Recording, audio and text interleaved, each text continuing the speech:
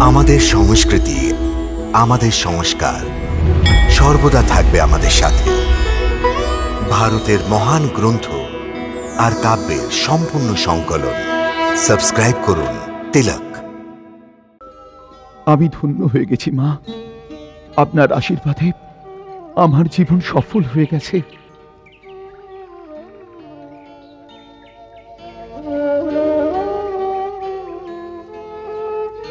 তোমাকে আমার একটা উপকার করে দিতে হবে।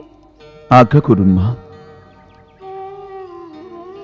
যত শীঘ্র সম্ভব এমন কিছু করো যাতে আকুল নয়ন আমার স্বামী সদাহাস্য মুখে দর্শন পেতে পারে।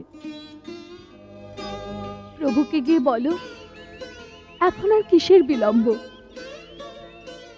আমাকে তার শ্রীচরণে আসার আজ্ঞা কবে দেবেন? আর বিলম্ব হবে না মাতা। আমি এক্ষুনি গিয়ে প্রভুকে প্রার্থনা জানাবো যেন মহারাজ বিভীষণকে নির্দেশ দেন যেন শীঘ্রই আপনাকে সম্মানের সাথে শ্রীরামের শিবির অবধি পৌঁছে দেওয়া হয়। এবার আমাকে আজ্ঞা দিন মা।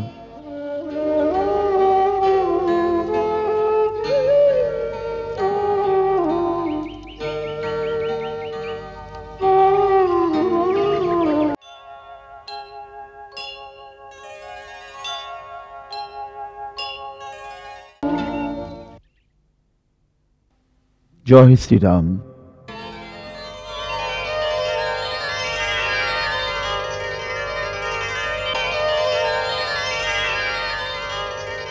হনুমান,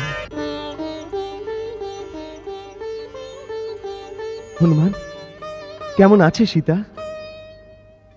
প্রভু, আপনি জিজ্ঞাসা করছেন কেমন আছেন মাতা? এর থেকে ভালো হতো যদি আপনি জিজ্ঞেস করতেন যে এখনো বৈরীর বেশ ধারণ করে আছেন।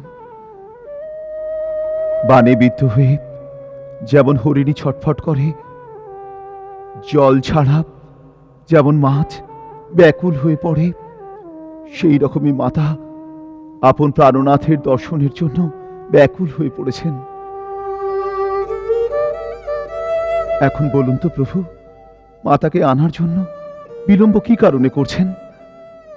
আর বিলম্ব হবে না হনুমান। তাহলে আমি ঝড়ের গতিতে গিয়ে মাতাকে নিয়ে আসছি।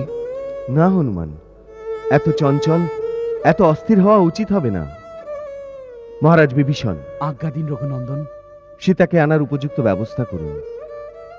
হনুমান আর যুবরাজ অঙ্গদের সাথে ওকে অশোকবন থেকে মুক্ত করে পাঠিয়ে দিন। যথাজ্ঞা অযোধ্যানাথ।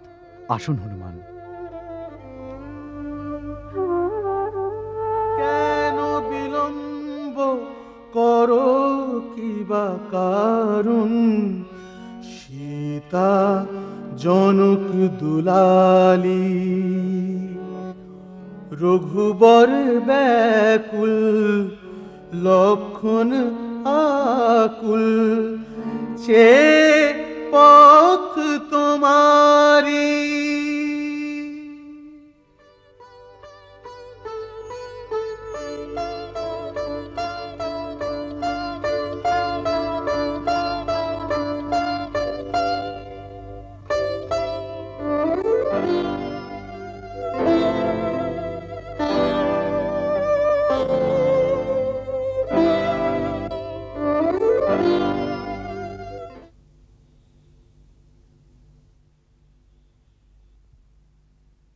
দাদা,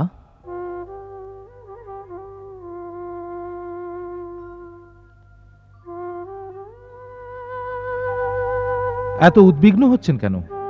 বৌঠানের আসতে দেরি হচ্ছে বলে? কিন্তু আপনি আমাকে পাঠালেন না কেন বৌঠানকে আনতে? আপনি নগরে যেতে পারতেন না? কিন্তু আমি তো যেতে পারতাম।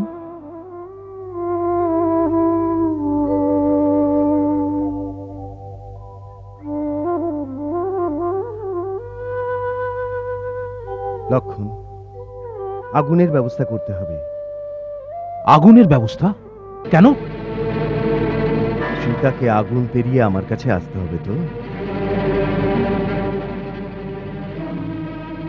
বৌঠানকে আগুন পেরিয়ে আসতে হবে? হ্যাঁ। মা সীতাকেও?